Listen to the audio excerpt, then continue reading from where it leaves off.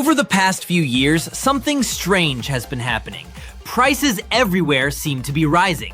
Groceries, rent, streaming services, airline tickets, almost everything costs more than it used to. And the explanation we keep hearing is simple: inflation. But if you start looking closer, the story begins to feel incomplete, because many of the companies raising prices are also reporting record profits, and some executives have even admitted something surprising. They discovered people were willing to pay more, so they kept raising prices. Which raises a strange question: are prices rising because companies have to raise them, or because they can? Tonight, we're breaking down a system most people never notice: the strange way prices quietly rise.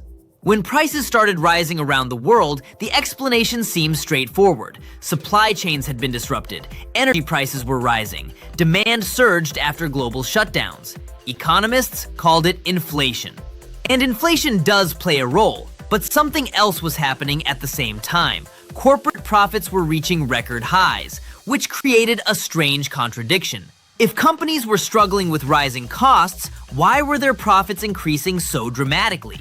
Over the last decade, corporations have developed extremely sophisticated pricing strategies, not just adjusting prices based on costs, but adjusting them based on consumer psychology.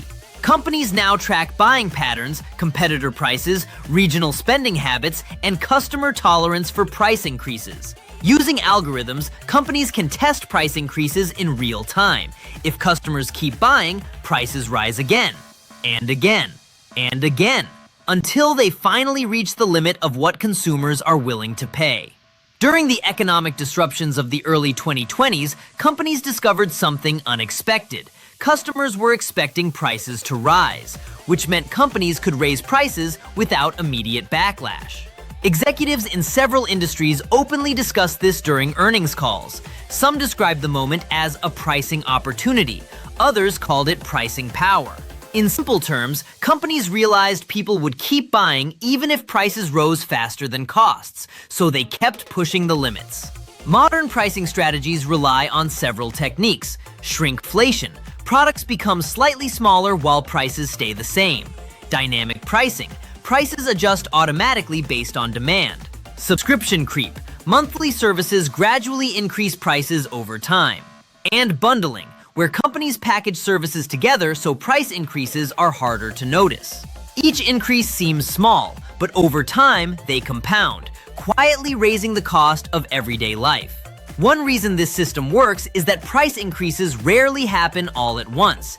Instead, they happen slowly, across thousands of products, across multiple industries, spread out over months or years. By the time consumers realize what's happening, the new prices already feel normal. What we're seeing isn't just inflation, it's the evolution of modern pricing strategy, a system powered by data, algorithms, and behavioral economics. Companies aren't just reacting to costs, they're constantly testing how much consumers are willing to pay.